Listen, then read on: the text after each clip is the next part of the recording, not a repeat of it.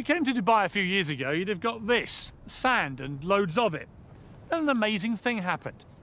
Fantasy became reality, and in the space of just 20 years, Dubai turned from desert into a jaw-dropping oasis of stone, marble, concrete, glass and raw excitement.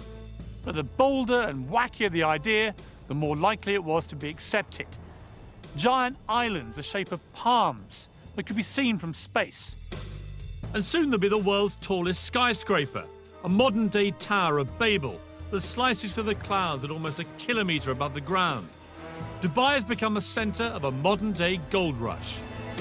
But the big question for Dubai is whether this great global credit crunch is going to bite here, and whether that will turn the Dubai dream into a nightmare.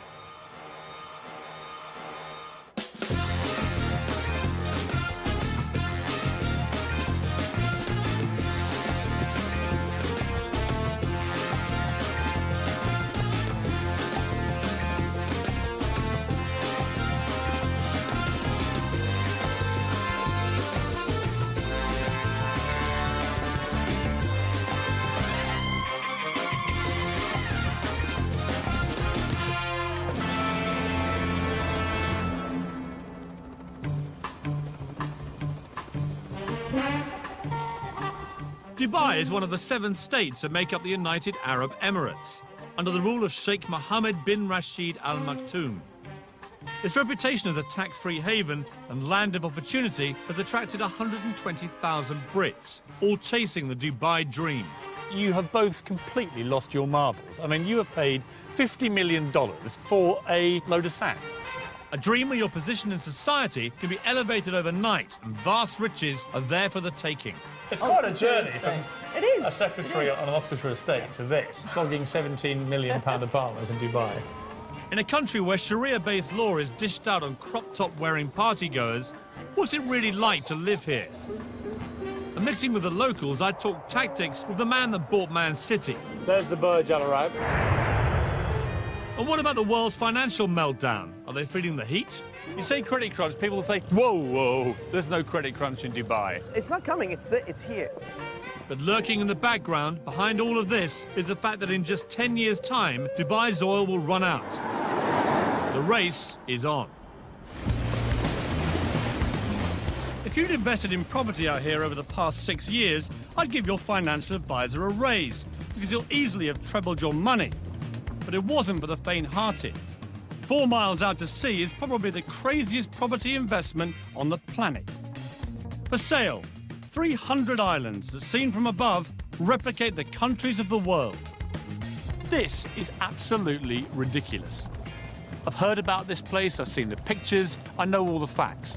Until you actually come out here like this and experience it for yourself, you have no idea of the sheer scale of it. 320 million cubic metres of redistributed seabed later, Dubai has not just put itself on the map, but put the map on itself. I'm heading for Britain. Gentlemen, permission to come ashore. Permission granted. Thank you very much. Welcome aboard. Nice to see you. Welcome to the United Kingdom. Well, thank you very much. Let's head over to London, shall Why we? not? Ex-Londoners Safi Qurashi and Mustafa Nagri moved to Dubai 4 years ago. Between them, they've just bought England. Dare I ask how much you've paid for it? Topping over $50 million. You have both completely lost your marbles. I mean, you have paid $50 million for a load of sand. Yeah, it's one view. Tell me some of the stuff What you're are we going to do here? The idea very much is to have some luxury accommodation where you can bring your boat, park it right outside your villa, swimming pools, spas. How many are we talking about? You're talking in and around the 100 mark. Right. 100 villas over here. So you're living in your own private villa, surrounded by, you know, absolutely amazing shorelines, beaches. I mean, you and say views. that, but you're actually surrounded by the French over there and Well, the Germans over there. I mean, they are worryingly close, aren't they? You know, they have got closer, but luckily there's still a bit of sea between us. I'm imagining now these luxury villas here, and even if they went just for $5 million each, I've just worked out you'll make a profit of $450 million. But you have forgotten the cost of construction. Which is? We're still working on that one. Yeah, well, You're still making what I think they call in Balham a nice little earner, aren't you? well, Yeah, Yeah, I guess you could say we might be. I mean, that's a great story. Absolutely. Ballon boy buys Britain. Yeah, it's not bad, is it? Safi is a perfect example of the Dubai dream. 4 years ago, he arrived here skint, having lost everything in a failed internet firm. Now, thanks to a series of shrewd property deals, he's the King of England and looking to invade France. But how did this little-known desert outpost become such a magnet for investors and those in search of a better life in the sun? Dubai has done an incredibly good job at marketing itself, largely through what at the outset appear to be utterly ludicrous projects. Think Dubai and you think glamour, wealth, and a rich hedonistic playground. Hardly surprising then that back in Britain, wrapped under red tape and trapped under the dark grey skies, so many downtrodden wannabes think this place is utterly irresistible. Although Dubai is twice the size of London, the main action takes place in a frenzied 20-mile strip along the coast. The legendary Dubai gold rush can be traced back to 2001, when the law was changed to enable foreign nationals to own property. It coincided with the launch of the most famous of Dubai's artificial island projects, the Palm Jumeirah, which, because it's connected to the mainland, lured investors by the truckload. And my first impression is it's massively bigger than it seems from the sky. Apparently 4,000 properties were sold in the first 72 hours of the project being announced, before a brick had been laid. The weirdest thing about Palm Island is that 5 years ago, I'd have drowned by now because this was all water. Nothing quite prepares you for the sheer scale of their ideas.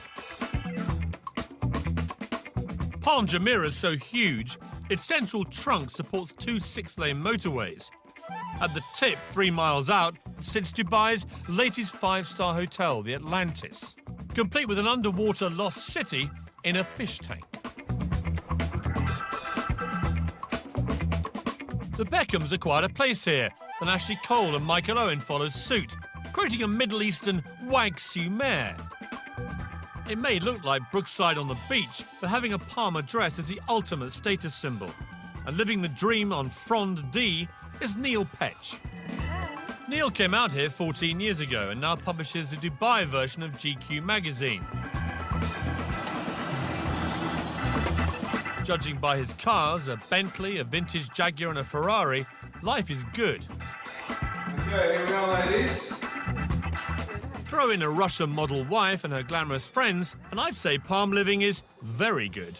How much have these properties been going up by in value? Well, about 4 villas on either side of me. No one lives there. People had them as an investment, and they're going up at such a rate that they don't actually need to rent it.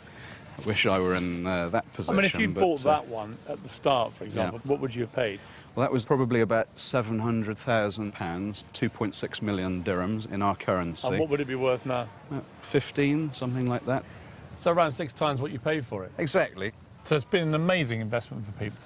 Yeah, it makes you question your own job when you're earning a lot less than your house is doing by sitting there. And is there, like, in any development like this, is there a bit of, you know, keeping up with the Joneses? Absolutely. I mean, I've had to upgrade my barbecue several times. Dubai has learnt a very British lesson. We do like to be beside the seaside. Waterfront property commands a premium, and building out into the sea will add 300 miles to their coastline.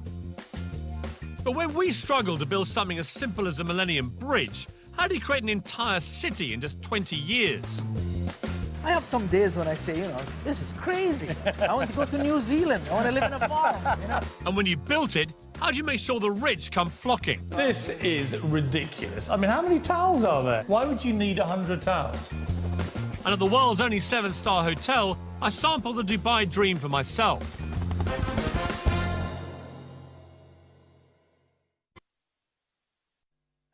Easier. We can trust him to take care of this. So what's this all about? An aircraft? It's not an aircraft we're talking about.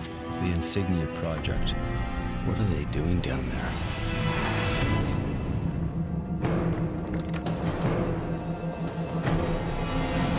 It's not like other cars. It's as if it can see. It reads road signs? How's that possible? I don't know what kind of technology they're using. They can adapt to impossible conditions. What else can it do? Discover Vauxhall insignia. The HSBC Plus account is all about service. Getting things just the way you like them. An account that includes roadside breakdown assistance. People you can call on 24/7. And of course, special rates. What's more, you'll find an introductory offer if you apply now. Upgrade to HSBC Plus. I've been on at you for ages to do this. Mum's been on at you to do it. Whoa. What's the rush? Yeah, you're pushing it all onto me. It's always my fault. Hang on. Nearly all TVs can be converted to digital, so you don't need to throw away your television. Right, back happening. You are joking.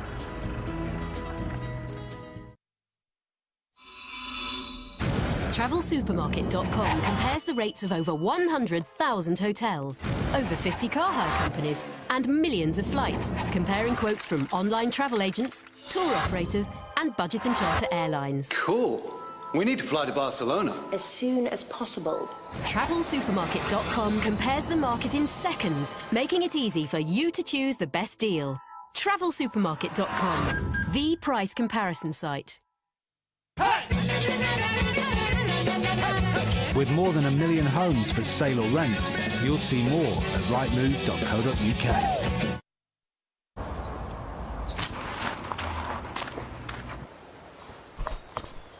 After what your hands go through every day, don't you think they need just a little more glamour?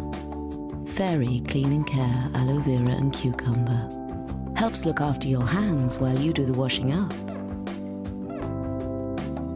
That's why glamour readers recommend Fairy Clean & Care.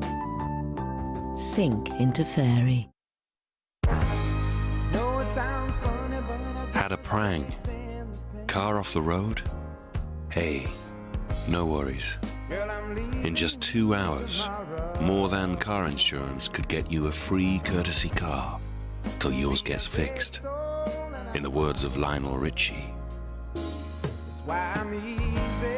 it's easy peasy, Lionel Squeezy. February the 5th is the end. February the 5th is the end. February the 5th is the end of the B&Q sale. There's up to 2 years interest-free credit, on top of all half-price kitchen units, bathrooms and installation. February the 5th is the end of the B&Q sale. Let's do it. Let's B&Q it. Yeah, I believe the man who killed your lady was copying Jack the Ripper. I thought Jack the Ripper had a black bag, a top hat, and walked through smog. We have a copycat. Congratulations, you were right. So all you got to do now is solve the unsolvable and catch the most famous serial killer that ever lived. Whitechapel starts Monday at 9, ITV1.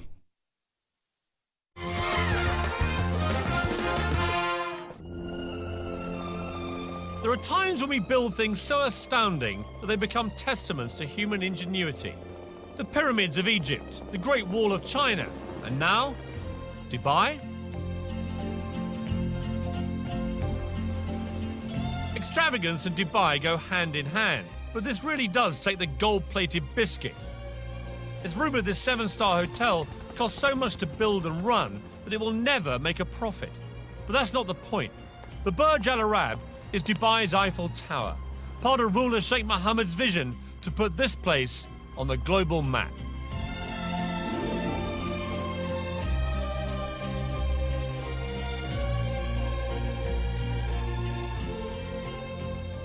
The best rooms here will set you back 12 grand a night and come complete with one of the hotel's 16 white Rolls Royces and your own personal manservant. They boast that they cater for every whim at the Burj Al Arab, and that's certainly the case with me, because I spent my entire life waiting for a bed where I could go to sleep looking at myself.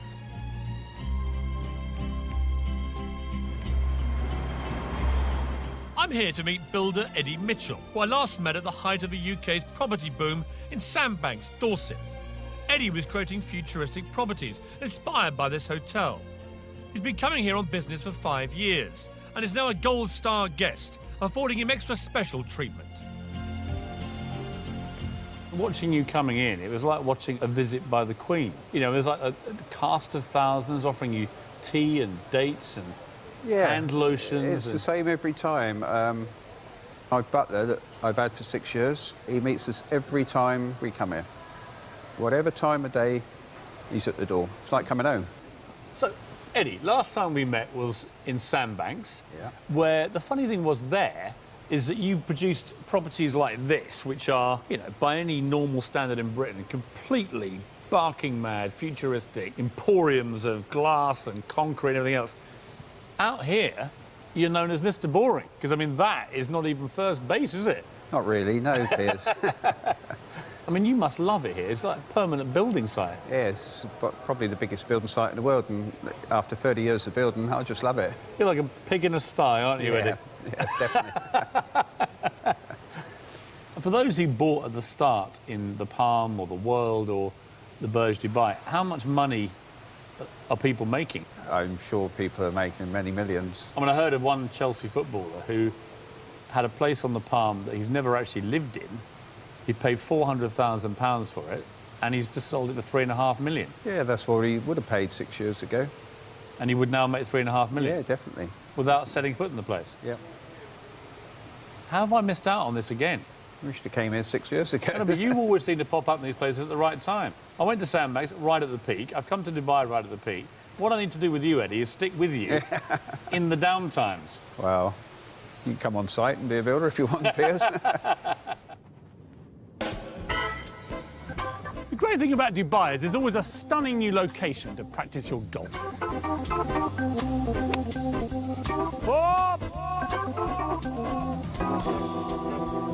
But you wouldn't have thought you could practice your skiing as well. This is Ski Dubai. It's 45 degrees centigrade out there, and in here, -4. In fact, it's absolutely bloody freezing. The thing about Dubai is that the crazier the idea, the more likely it is to be accepted. There are many extraordinary feats of construction underway in Dubai at the moment. A few more remarkable than this. It's going to be the biggest theme park in the world. It's going to be 107 square miles. Or to give you some idea of perspective, bigger than Birmingham. But even more extraordinary is the fact that they boasted that the catchily named Dubai Land would be finished into 7 years. Achieve that in the current economic climate, and I'll eat my sunglasses. This is a model of what the theme park will look like, and quite frankly, it's one of the most breathtaking things I've seen in my entire life. There are going to be life-size replicas of the Taj Mahal, the Eiffel Tower, the Egyptian pyramids, even Big Ben and the Houses of Parliament. There's a Las Vegas-style strip, only it's 4 times as big as Vegas. There's only one word for this: bonkers. But in Dubai, biggest is best. This humongous fish tank is built inside the world's biggest shopping centre, next to, yes, you're way ahead of me, the world's biggest building. I've been to lots of tall places in my life. The Empire State Building, Eiffel Tower. I worked at Canary Wharf for 10 years. But I've never, ever seen anything quite like this. The Burj Dubai is already 720 metres tall, making it the highest building in the world. But the really scary thing is it's still growing. Probably the most unnecessary sign of all time. Please don't lean on the doors. The sheer bravado of this structure beggars belief. They're even adding a new story every 3 days.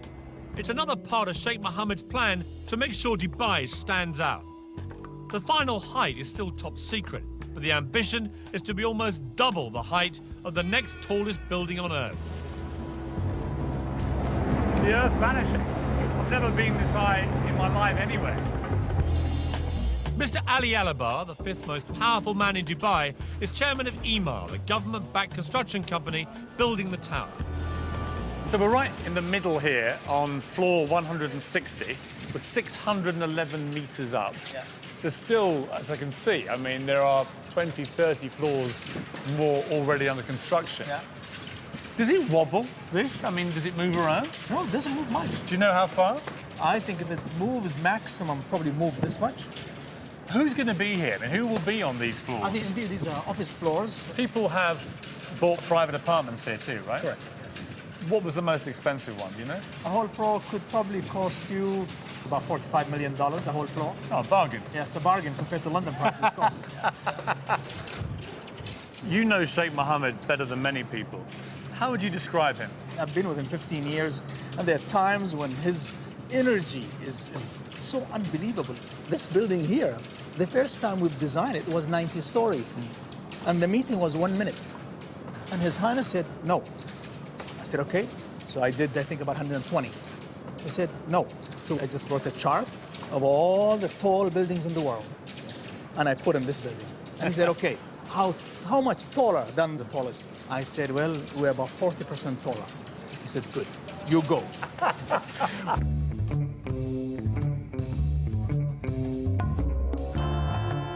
40 years ago, Dubai was nothing more than a dusty fishing village. The then ruler, Sheikh Rashid, had a vision to transform it into a hub for the world, as a port and as a tax-free business centre. It was an extraordinary and bold move. The philosophy was simple: build it and they will come. And come they have. Now, under the rule of his son Sheikh Mohammed, the vision continues. Dubai often feels more like a corporation than a state. And that's because just three things matter here: business, finance, and success. Unlike in Britain, where huge developments can get bogged down for years in red tape and bureaucracy, over here they can go up in months. And the reason is quite simple: Sheikh Mohammed. Whatever the Sheikh wants gets done, and fast. Of course, being able to use millions of cheap workers from Southern Asia has made it all possible. In 2007, accusations were made of slave labour conditions, so Sheikh Mohammed set up a confidential free hotline for construction workers to report any abuse. As a result, conditions have certainly improved. But each year, UAE workers send home an estimated £4 billion in wages, so a recession in Dubai would have serious global implications. But trying to get anyone to actually talk about the possibility of economic downturn here in Dubai was like trying to get blood out of a stone. I turned to Michel Canu, a billionaire businessman from the 9th richest Arab family in the world. Are you totally sold into this vision, or are there going to be problems, do you think? Well, now there's going to be a lot of economic upheaval globally, and it's going to come and affect us. See, no one mentions that here. I know. You say credit crunch, people will say, whoa, whoa, there's no credit crunch in Dubai. In the Arabic culture, to say something, if you say it out loud, there's a perception that it'll happen. So we don't even call cancer cancer, we call it the disease that can't be mentioned.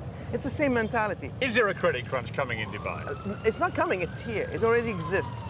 Now, for people to come and say, you know, this is the end and death of this area, it's not going to be the death of this area. What's going to be is a natural timeout, if you want, allow things to come back to its normal position and then move forward. Dubai, I think, is a good place to be if you're looking at 15, 20 years down the road. Because if you're looking at 2 years down the road, God knows what's going to happen in the next 2 years in terms of global finance. During the boom times, Dubai was the hottest property market in the world. The carrot that had expats scurrying here faster than a bleached blonde to a footballer. Helen Tatum is typical of those that came chasing the Dubai dream. She landed here 4 years ago and owns Dubai Luxury Homes, one of the most successful estate agents in town. Today, she's showing me a flat aimed very much at the not-so-poor. Amazing views, vast amount of room. I mean, how big is this? It's 13,400 square feet. The master suite takes at least a third of the apartment. So it's all about the bedrooms out here, is it? Exactly. And what would it cost if you wanted to buy this? £17 million. Wow. Who would buy a place like this? I mean, who's living in this block? Yeah, I mean, discretion is the word, but, I mean, we've got sporting personalities, we've got presidents of countries. At 15 times the size of the average house in the UK, who said size doesn't matter? I mean, it's just humongous. Yeah. This is not even... Well, apartment is too loose a word. Well, this is... Hello! I mean, it echoes. I mean, it's unbelievable. I mean, look at it. It's not a kitchen, it's a restaurant. That's the children's bedroom. Of course it is. How silly of me. Here's the bathroom. This is the bathroom. I mean, this They is... take a lot of care over the bathroom. This is ridiculous. I mean, how many towels are there? There must be 100 towels in here. Why would you need 100 towels? I mean, it is just opulence on an almost regal scale, isn't it? It is. It's a staggering apartment. Perfect for your average multi-millionaire. It's a great view. Amazing view. But maybe not so good for a billionaire. Which is why the next phase will have its own heliport on the roof. That is going to be just going for a higher level altogether. That's going for your billionaires rather than just the millionaires. And it's going to have its own helipad, and you know, they're working on their own immigration so that you can just jet in and... Well, literally, so some Russian oligarch just lands on the roof, and out come immigration officials. Right. Yeah, incredible. What's a nice girl like you doing, flogging £17 million apartments in Dubai? I don't know, it just happened 4 years ago. Set up my own real estate company, and... What were you doing back in Britain? I worked on the country estate in Oxfordshire. Doing what? As the estate secretary. You're a secretary? Estate secretary. Estate secretary, sorry, I don't want to diminish your role, but I mean, it's quite a journey from a secretary on an Oxfordshire estate to this. Yeah. And you're now glimmering in diamonds and Rolexes and stuff. So life's been good for you, right, Helen? It has. Thank you. And that's not the half of it. Helen now has her own polo team with 8 Argentinian ponies and a full-time professional trainer. It certainly beats typing. Friday is polo day here at Arabian Ranches. It's a bit of a fixture of the expat community. A chance to revel in the good life whilst catching a chukker and slithering up the social ladder. Becky from Bingley, West Yorkshire. Yeah. And here you are at polo. Yeah, I'm at the polo. Bingley girls are not really used to doing this sort of thing, are you? Let's be honest. No. I came over here and I launched a magazine for another company, and I've just launched this magazine, and I'm 28 years old and I would not get that in the UK. You've done badly for a girl from Bingley, have you? Yeah, it's all right. Quite happy.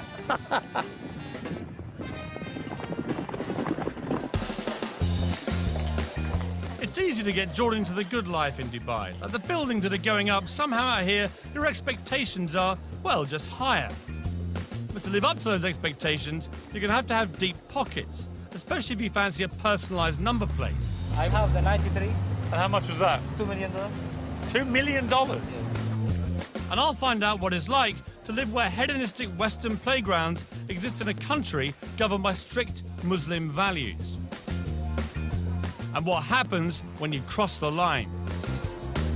Do you live in permanent fear that a wrong word could see you on the next plane back to Britain deported?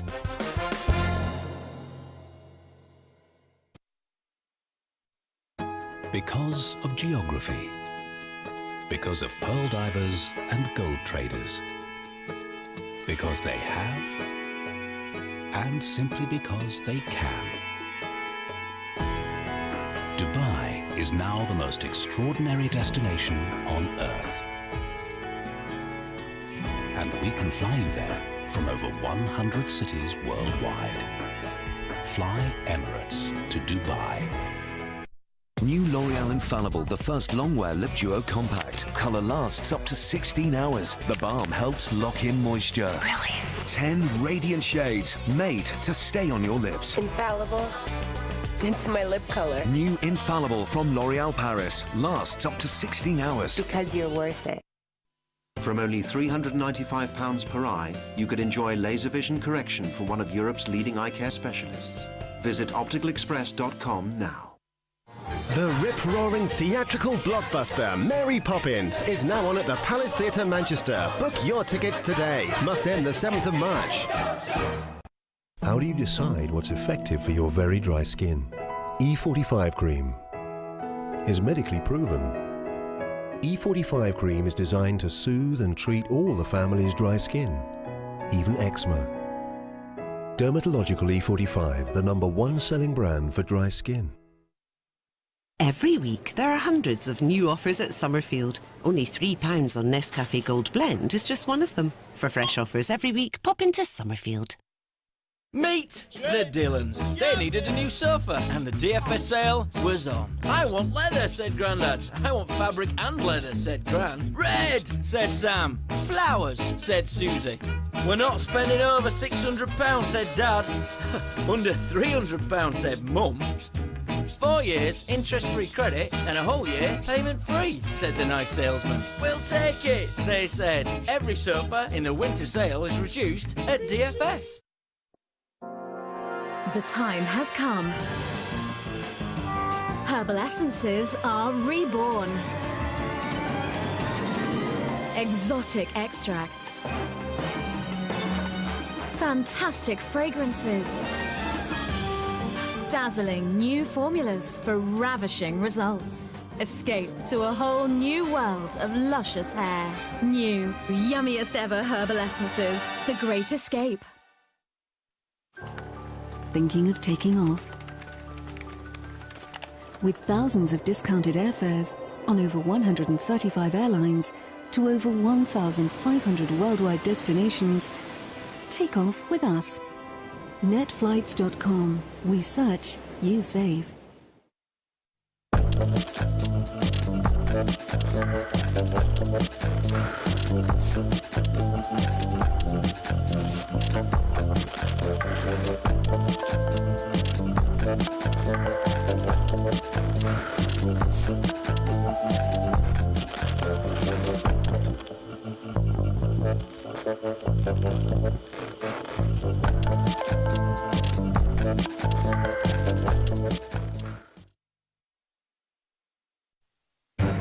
Meet Ned. With a single touch, he can raise the dead. Saving his childhood sweetheart Chuck from a watery grave, they fall in love but can never touch, for the slightest contact would result in instant death. Between murders, resurrections, lies and love, they manage to run a pie shop. Brand new Pushing Daisies, Friday at 10, ITV1.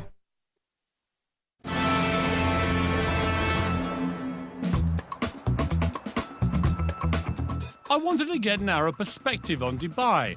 Fortunately, the man that bought Manchester City, Dr. Sulaiman Al Fahim, has a house here. He's made a fortune in property and is the Alan Sugar of Arabia, with his own apprentice-style TV show and even his own catchphrase. Impress me. When he said he'd show me around the city, I didn't realise he meant in his own private jet. He impressed me.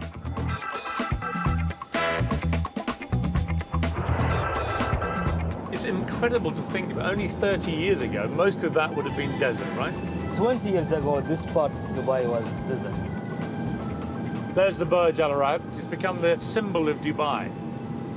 I mean, how much of this is ego? And are you all quite, competitive people?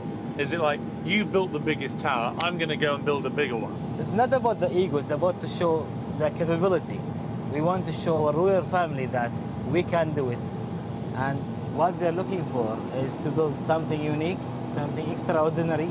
And with this kind of development, we attract foreigners. I mean, how much money is there down there now, would you guess? The last number announced recently was around $300 billion. 300 billion US dollars, just swimming around below us. I was told your very first major project here, you made 150 million US dollars on that deal, is that right? Yeah, that's right. And you cleaned up. I mean, you made 150 million bucks. The good thing, once I came with... You're allowed to smile when I say that figure, by the way. I know to you it's not much money. To me, I mean, this is like unbelievable. What's it like being a billionaire? You look like you have a lot of fun. You're always smiling. Yeah, you really enjoy it. For us, we don't really enjoy with money and cash. We really enjoy with family. It's about more cultural friendship between the family relationship and the friend relationship. Now that's a family I'd like to get into. I wonder if he has any single female relatives. So we've seen the city from the air. Now it was time to see it at ground level, in the world's only Versace Lamborghini Murcielago. Dr. Sulaiman paid $600,000 more than the standard car for this designer model to ensure he cuts a dash on Dubai's highways. The big thing in Dubai is about number plates, isn't it? Yeah, number plates is very important. Your one is 737. Is that a valuable one? Yes. But the 2 digits is more important. I have the 93. 93? I bought because that's the year of graduation of my wife. And how much was that? Today it's worth $2 million. $2 million? Yes. For 93? Somebody would pay you $2 million for that? Amazing. Thank goodness his wife didn't graduate in 83. Even he might have struggled to pay for that one. With such mind-boggling spending power on tap, it'll come as no surprise that all pockets are catered for. Shopping here at one of Dubai's super malls is a bit like being back at home, to be honest. Harvey Nicks behind me, a Lacoste over there, Starbucks, Zara. The only difference here is you've always got to look out for that unexpected visit by the billionaire Arab sheikh. So, how about a mobile phone? What do they cost? It will be 110. £110? Yes, £1,000. £110,000, I see. And this one? This is £100,000. Oh, OK, so that's a bit more of a bargain. Yes. So do you actually sell these phones? A few weeks ago, the one sheikh chose 4 telephones. So an Arab sheikh came past your shop and bought 4 of these? Yes. For £500,000? Yes. Blimey, what on earth do you do when you want an upgrade? It's all so easy to get sucked into the affluent lifestyle in Dubai. The place just drips success. Most expats here enjoy a quality of life they could only have dreamt about back in Britain. Vast villas, sprawling staircases, giant swimming pools and personal maids. They spend their days enjoying the leisure at 5-star hotels like this, and their nights at parties covered by the society pages of Hello magazine. Small wonder then that so many start to feel, well, a little bit grand. After all, back in Britain, they were minnows. Here in Dubai, everyone's a whale. Tonight's the Hot 100 party, an annual event where the local version of Hello magazine draws up a chart of all the movers and shakers in town. In the main, it's the likes of spa managers and boutique owners that make it, but it's taken very seriously. If you're in, you're in. And if you're out, you may as well be in Goodbye magazine. You've made it. You haven't. Well, actually, I may have. I've just been speaking to the editor. There's this whole sort of strata zone that you get into when you get into the Hot 100. I mean, it's quite cool to be considered, like, hot. And apparently none hotter than yours truly. Well, the hottest thing that I found at the Ahlan Hot 100 party is Mr. Piers Morgan. Welcome. Hello. Expat life here revolves around the 50 or so 5-star hotels. That's because once inside, you never need know you're in a country where alcohol is frowned on, it's illegal to kiss in public, or be gay, or share a flat with your girlfriend. Dubai knows it needs Westerners to succeed, and so deliberately turns a blind eye to goings-on, providing they go on the private property of the hotels, a kind of expat bubble where life is good and intoxicating. The Barasti Bar is a regular expat haunt. It's not far from where a couple of Brits were recently arrested for having sex on the beach, although I believe that might be illegal back home as well. Enjoying herself in a slightly more legal way is 46-year-old mother of 2 from Birmingham, Karen Brady. Dressed to kill tonight, Karen? Always, always. Is this your nightly This is garb? generally, yes, generally. Less is more. Less is more. Less is definitely more. And what's it like, I mean, the nightlife here? Every single night you can party without fail. Come out here, party. It's like non-stop. And you get drunk? Frequently. And are you making loads of money here? Absolutely loads, millions. No, So you here, came loads for of the friends. money and the parties? Absolutely, yeah. In what order? Well, first money, then the party. And what's the man scene like here? I'm not looking for a man. I'm just here enjoying myself. I've been married all my life and I'm not doing that anymore. But you go on dates here and stuff? Sometimes, yeah, I do, yeah.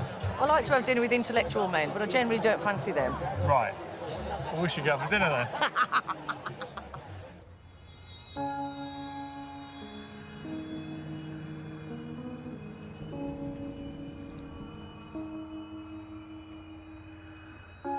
In the last year, 230 Brits have ended up in Dubai's prisons for a range of offences, from the normal, like drink driving, to the abnormal, like bouncing a cheque.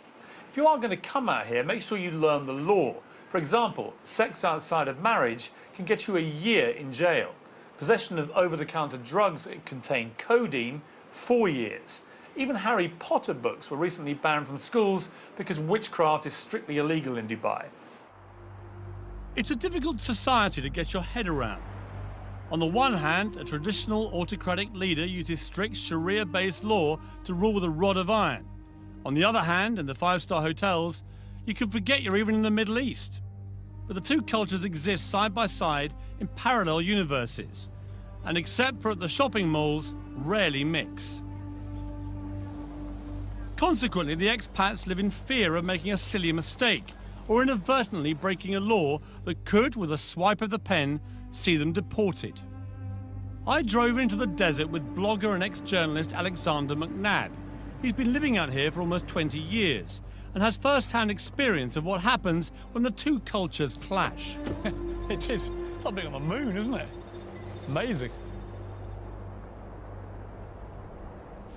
When I first moved here, that was in the early 90s, I came out here running a magazine which was shut down because I criticised the wrong guy's computer. It was a computer review mag, and the computer didn't work. And so we said the computer doesn't work, which in retrospect was probably naive of me. Or to tell the truth.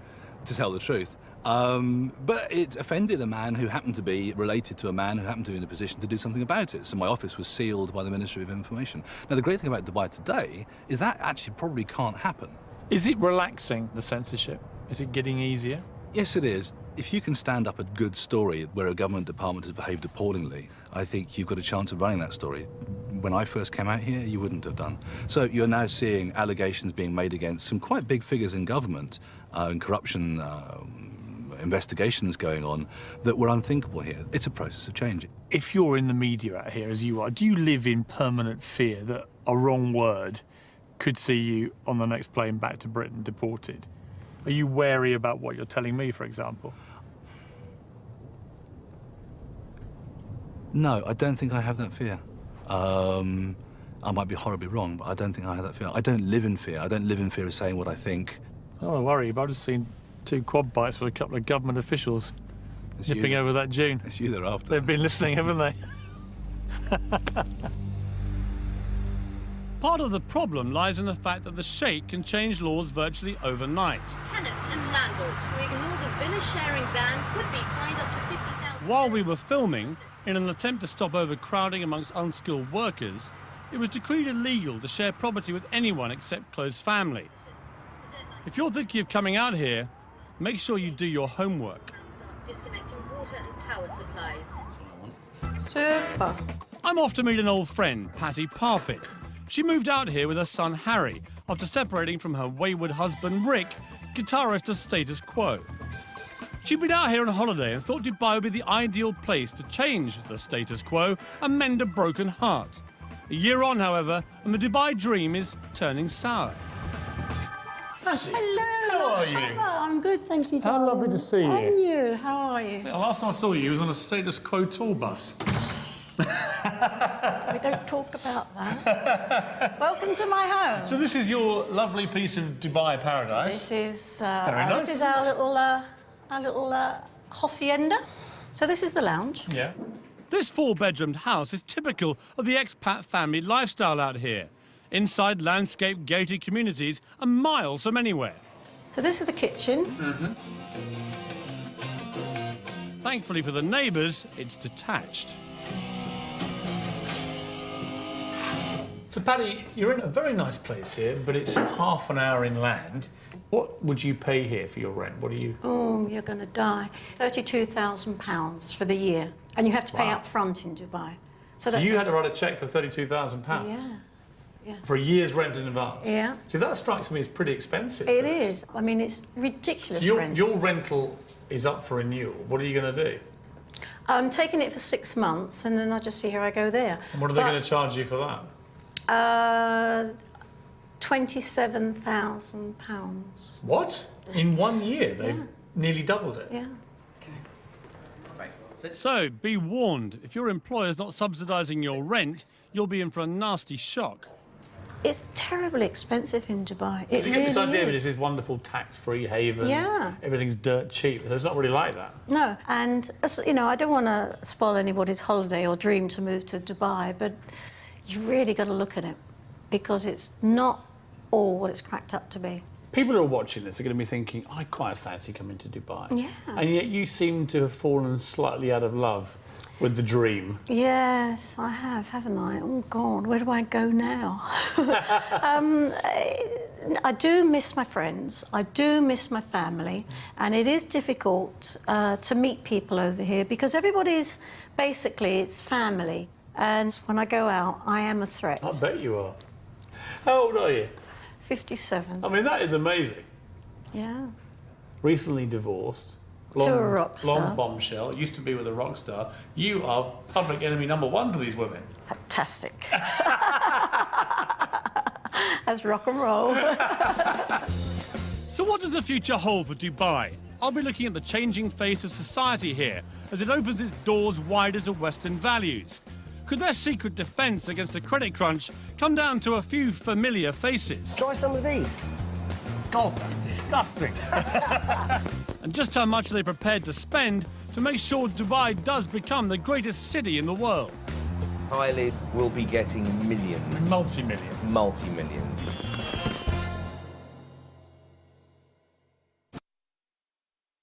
Take me riding in the car, take me riding in the car, take you riding in my car, I'll take you riding in my car.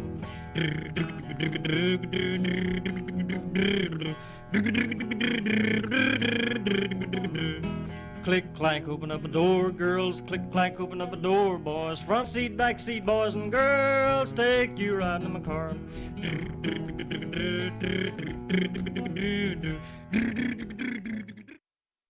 Just listen to that.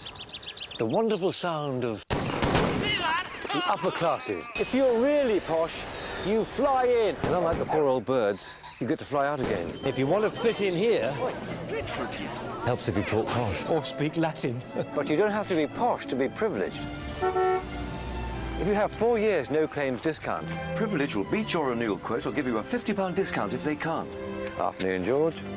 Call now or visit privilege.com. For years, I fought just wrinkles. Now I fight what can age me most. This innovative Olay Affinity UV foam fights the look of what can really age you most. Discoloration, brown spots and wrinkles for more luminous, even skin tone. Olay Affinity foam. And in a recent Woman and Home survey, 3 out of 4 readers who tried Olay Affinity said they would recommend it. Definitely love the skin you're in. I could chat all day, but it's only a 10-second ad. Long enough for a better than half price on skin, hair and nails, Mr. Holland. Mr. Barrett. You'll always find great low prices at Morrison's. All this fruit and veg, just 50p each. The Price Crunch at Morrison's.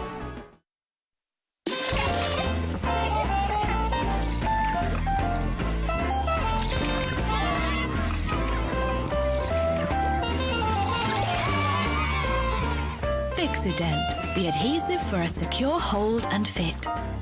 Fixident, life with more bite. Feeling stressed? We all do sometimes, but there is a natural way to help you deal with it. Calms is an effective herbal remedy that helps lots of people cope with their stresses and worries, however big or small. So whatever's stressing you out, you can feel a bit more calms and in control.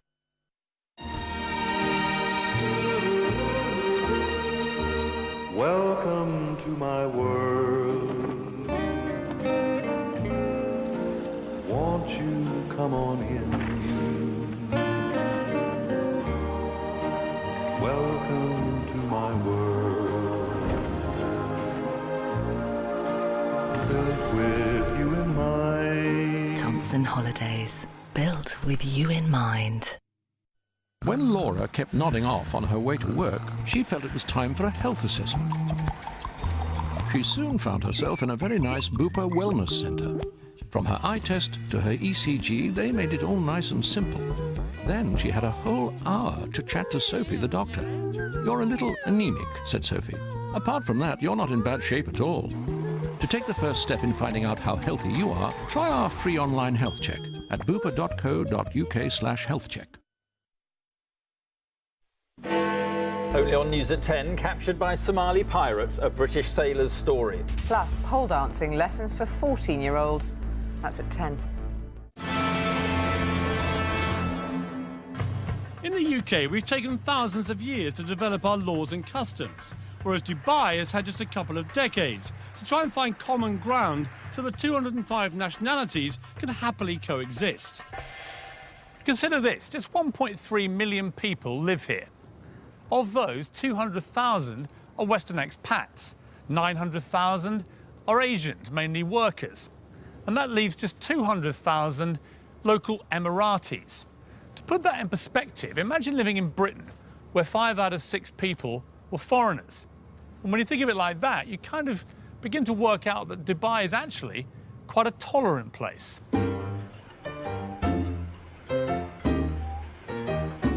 It's a sign of Dubai's willingness to welcome foreigners into its midst, to keep moving forward.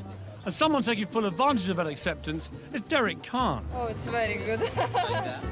Derek, a former fashion stylist to pop stars like Salt and Pepper and Snoop Dogg, is today better known as an ex-jewel thief. What happened? Very stupidly, I pawned jewels. And of course, pawning, you don't pawn what is not yours.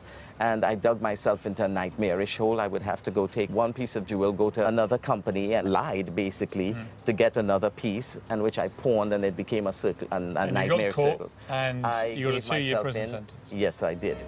He served 2 years in a New York jail for his crimes, was kicked out of the US, and settled here in Dubai, reinventing himself as, get this, a jewellery designer.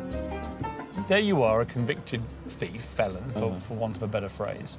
You're kicked out of America, and then Dubai, where you would imagine they're quite strict about that kind of thing, they welcome you in here. I was accepted into Dubai because I think I was very straightforward with what I had done. I was very straightforward in who I am, and they kind of saw what I can do. You're also fairly unique, Derek. I mean, there aren't many Dereks in Dubai that I've met. Not with this look, the whole thing, you know? Well, you'll be surprised. Dubai is just, you know, again... There are more of you out there? I hope not, but... Put it in, give me a little swing. What I hear everywhere is that if you do this, you're out. If you do that, you'll be deported. So what I haven't found is any real evidence they actually do this. I mean, do people get chucked out of Dubai? Well, of course they do. You know people who've been deported? Well, no, I don't. That's the point. I mean, I don't know anyone who's been deported. But, you know, the thing is... There seems to be a collective fear of being deported without any evidence anyone ever is. Well, listen, the collective fear works because guess what? I can open my car, and especially from New York City, I could never dare leave my computer in the car. I do it all the time. I leave my doors unlocked at home. You think that the rules are a small price to pay, really? For... Oh, a very small price to pay. You know, it gives you that sense of security. And I couldn't be happier here. Right, beautiful, beautiful. Right. Lovely.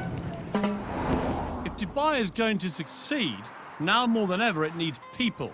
It has to be seen as the in place, somewhere you can't afford not to be. So when Dubai can't build it, Dubai buys it, spending millions on celebrity names and, crucially, brands. Gary Rose is the latest big name lured into town. He'll be in good company. Gordon Ramsay and Marco Pierre White are already here and raking it in. Gary, how are you? Very good, thank you. Nice to see you. Very good. You too. You came just at the right time. Try some of these. That is a little salmon fish cake with a lemon hollandaise. God, that's disgusting. I don't even laugh. I mean, it's actually delicious, but just to see what your face is like, it's delicious. Tell me, Gary, you've flown all the way to Dubai, and you've flown all the food out here as well. Oh, yes. Why don't you just stay in England? Oh, yes. What? Well, it's 36 degrees outside and it's snowing in the UK. Where would you choose? You know, I just thought, no, you know, I want to spread the word about British cooking. But be honest, Gary, would you be out here if there wasn't a whacking great big Arabic check in it? I mean, I know a lot of chefs, right? You all like your money. Hang on, where's that contract of mine? Yeah, no, it's not a question of that, is it? I mean, that's always the... Isn't it, though? Because, I mean, I know a lot of brand names like you. You're such high commodities out here that they will pay whatever it takes to get you. Well, I think, you know, if I start cooking for money rather than cooking for what I really believe in, I'd rather give it up. So there you have it, the definitive answer, with hollandaise sauce. Mark, how are you? Hello, Piers, how are you? Good to see you again. And up on the 44th floor, another bought-in brand name. Mark Fuller will be opening a version of London's Embassy Club here next year. No offence to you, Mark, but you and Gary Rhodes are not exactly, you know, the Beckhams. and yet you're getting a lot of money thrown at you to come here. What's in it for them to get you? Someone was saying to me today that it's all very well opening a hotel, but you've got to entice people into it. It's like all over the world. The difference is they're buying in name brands because it's a new country. I mean, is it rude of me to push you on just how many millions they paid you to come here? No, I won't say that. It wasn't millions, but it was quite an acceptable figure. What about Tiger Woods and people like that? Oh, You see their God, names. Tiger Woods, you know, Christina Aguilera's, those sort of people. Kylie's will be getting millions. Multi-millions. Multi-millions. Is that because the people of Dubai, the rulers here, realise that celebrities of that power are a PR magnet for here? I think without a doubt. In the end, this was a piece of desert. This was a piece of sand. They've built a city out of nothing. How do you attract everybody? They want to be number one. They don't want to be number two, number three, number four. They want to be Miami. They want to beat Miami. They want to be New York. They want to beat New York, you know. So the only answer is bring it in. Kylie comes, Beyonce comes. I mean, even Iron Maiden have played here. It is almost surreal here. It's the land of make-believe. It certainly is, more like the land of unbelievable, because as the world is rocked to the core by the credit crunch, Dubai rocked to the sound of Kylie at the world's most expensive party. The Atlantis Hotel was launched with a massive £7 million extravaganza. Looks like an awful lot of that went up in smoke. Let's face it, for the ordinary Brits living here, as long as you toe the line, life's pretty good. For the investor, though, even ultra-affluent Dubai is fragile. It doesn't manufacture anything of value. Oil now accounts for just 6% of its income. And even though uber-wealthy neighbour Abu Dhabi pumped £9 billion into its economy back in October, Dubai remains exposed. 3 big government-backed construction companies are already laying off hundreds of employees. Dubai relies on foreign investors to make it work, and without them, Dubai's dream of becoming the greatest city on earth may have to wait. I came to Dubai to find out if it really is all it's cracked up to be. And the answer, if you like sun and fun, glitz and glamour, is a resounding yes. As for the credit crunch, everyone I've met here says the same thing. Dubai won't just survive, it will thrive. And that's because it's bursting with ambition and drive, all led by one man's extraordinary vision and an utter determination to turn this place into the biggest and most successful city in the world. As for my part, I think I'll borrow the favourite phrase of the British builder. It'll be all right when it's finished.